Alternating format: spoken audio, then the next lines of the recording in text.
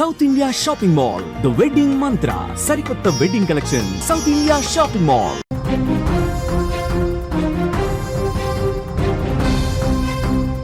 Breaking news చూస్తున్నాం. Russia Ukraine కూడా వెనక్కి తగ్గనంటుంది. 3 ఏళ్లలో జరగని భయంకర యుద్ధం అక్కడ జరుగుతోంది. డ్రోన్లతో ఇరు దేశాలు నిరంతర దాడులైతే చేసుకుంటున్నాయి. యుక్రెయిన్ భూభాగంలోకి రష్యా ఎంట్రీ ఇచ్చింది. రష్యా దాడులను యుక్రెయిన్ తట్టుకోలేకపోతోంది. గ్రామాలపై బాంబుల వర్షం కురిపిస్తోంది. గ్రామాల్లో ప్రజలను యుక్రెయిన్ ఖాళీ చేస్తున్న పరిస్థితి నెలకొంది. అక్కడ యుద్ధ ఖైదీలను రష్యా విడుదల చేసింది. ఇటు రష్యా యుక్రెయిన్ వార్ అయితే పీక్స్ కి చేరిందని చెప్పుకోవచ్చు. యుక్రెయిన్ పై రష్యా అసలు కనికరం చూపడమే లేదు. బాంబులు వేసి బెంబేలెత్తిస్తోంది. 3 ఏళ్లు జరగని యుద్ధం ఇప్పుడు జరుగుతోందని చెప్పుకోవచ్చు. అక్కడ రష్యా అతిపెద్ద దాడులు చేస్తోంది. పుతిన్ తన విశ్వరూపాన్ని చూపిస్తున్నాడు. సోమవారం సాయంత్రం నుంచి రష్యా చేస్తున్న భీకర దాడులతో యుక్రెయిన్ గడగడలాడిపోతోంది. యుక్రెయిన్ లో గ్రామాలు ఖాళీ అవుతున్నాయి. ఆ దేశ రాజధానితో పాటు ఇతర జిల్లాల్లో మారుమూల ఊళ్లకు కూడా రష్యా ఆయుధాలు దూసుకొస్తూ ఉండటంతో ప్రజలు భయంతో పారిపోతున్నారు. ఈశాన్య యుక్రెయిన్ లో 7 గ్రామాలను అర్జెంటుగా ఖాళీ చేయించి సురక్షిత ప్రాంతాలకు ప్రజలను ప్రభుత్వం తరలిస్తోంది. రష్యన్ దళాలు యుక్రెయిన్ లో మరిన్ని భూభాగాలను ఆక్రమించి ముందుకు సాగుతున్నాయి. యుక్రెయిన్ ప్రాంతం డిప్రోప్రెట్వర్క్స్ లోని అంచున ఉన్నాయి. ఏ క్షణమైనా ఆ ప్రాంతంలోకి దూసుకెళ్లే అవకాశాలైతే కనిపిస్తున్నాయి. 3 ఏళ్లలో ఇది అతిపెద్ద చర్యగా మనం చూడొచ్చు.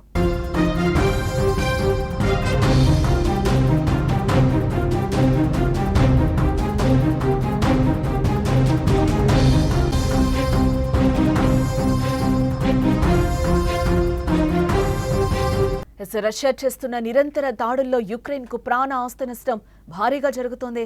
తాజాగా జరిగిన దాడిలో వందలాది మంది డ్రోన్లు మిసైల్స్ అటాక్ లో కీవ్ లో ఒకరు, దక్షిణ ఓడరేవు నగరం ఒడెస్సాలో 2 మరణించినట్లుగా సమాచారం. కనీసం 13 మంది గాయపడి ఉంటారు. సెయింట్ సోఫియా కేథడ్రల్ తో సహా భవనాలు దెబ్బతిన్నాయి. యుక్రెయిన్ నగరాలపై రష్యా మొత్తం 315 డ్రోన్లు మరియు 7 క్షిపణులను ప్రయోగించిందని యుక్రెయిన్ సైన్యం అంటోంది.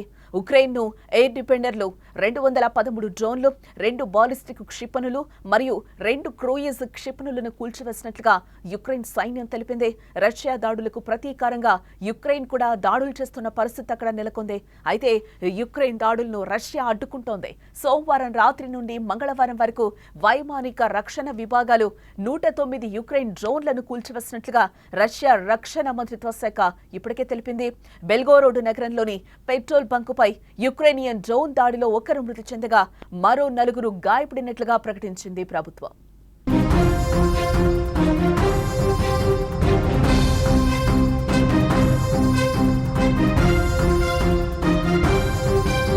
ఒకవైపు భీకర యుద్ధం జరుగుతున్నా మరోవైపు యుద్ధ ఖైదీల విడుదల, యుద్ధంలో చనిపోయిన సైనికుల అప్పగింత ఒప్పందం కొనసాగుతోంది.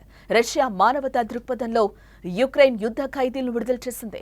గత వారం టర్కీలోని ఇస్తాంబుల్లో జరిగిన చర్చల సందర్భంగా కుదిరిన ఒప్పందం ప్రకారం 2 వైపుల నుంచి 1000 మందికి పైగా ఖైదీలను విడుదల చేయాలని భావించారు.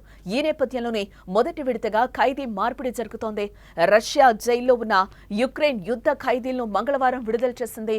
వారు యుక్రెయిన్ లో అడుగు పెట్టి తీవ్ర భావోద్వేగానికి గురయ్యారు. అయిన వారిని చూసుకుని ఆలింగనం చేసుకుంటూ కన్నీరు కార్చుకున్నారు. మాతృభూమిలోకి రాగానే పునర్జన్మ వచ్చిందని భావించి జై యుక్రెయిన్ అంటూ కూడా వాళ్ళు నినాదాలు చేశారు. అక్కడ యుద్ధంలో చనిపోయిన సైనికుల మృతదేహాలను కూడా యుక్రెయిన్ కు రష్యా అప్పగించడం జరిగింది.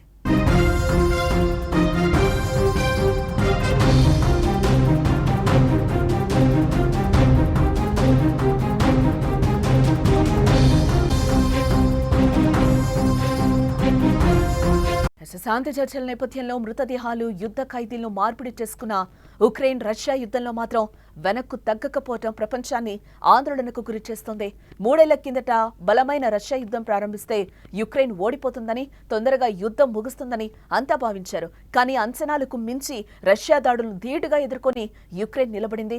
దానికి కారణం మిత్ర దేశాలు అందిస్తున్న సాయమే. ప్రత్యక్షంగా, పరోక్షంగా యూరప్ దేశాలు, అమెరికాలో జెలెన్స్కీకి ఇప్పటి వరకు మద్దతుగా నిలబడ్డారు. ఇటీవల యూకే కూడా భారీగా డ్రోన్లను యుక్రెయిన్ కు అందించింది. అయితే గత కొన్ని రోజులుగా ఈ దాడులు, ప్రతిదాడులు మరింత ఉధృతమవుతున్నాయి. ఎప్పుడూ చూడనంతగా ఇరు దేశాలు భీకర దాడులు కూడా చేసుకుంటున్న పరిస్థితి కనిపిస్తోంది. శాంతి చర్చలు ప్రారంభానికి ముందు ఆపరేషన్ స్పైడర్ వెబ్ తో యుక్రెయిన్ దాడి చేయటం యుద్ధం మరో మెట్టెక్కిందని చెప్పుకోవచ్చు. ఇక్కడ మధ్యలో ట్రంప్ వచ్చి మాట్లాడినా కూడా అక్కడ పుతిన్ వినని పరిస్థితి అయితే మనకి కనిపించింది. శాంతి చర్చలకి ఒప్పుకోను, యుక్రెయిన్ ఉగ్రదాడి చేస్తుంది, దీనికి ప్రతీకారం తీర్చుకుంటానని కూడా పుతిన్ చెప్పిన పరిస్థితి కనిపిస్తుంది. అదే యుక్రెయిన్ ఇప్పుడు కాళ్లు పట్టుకుంటున్న పరిస్థితి.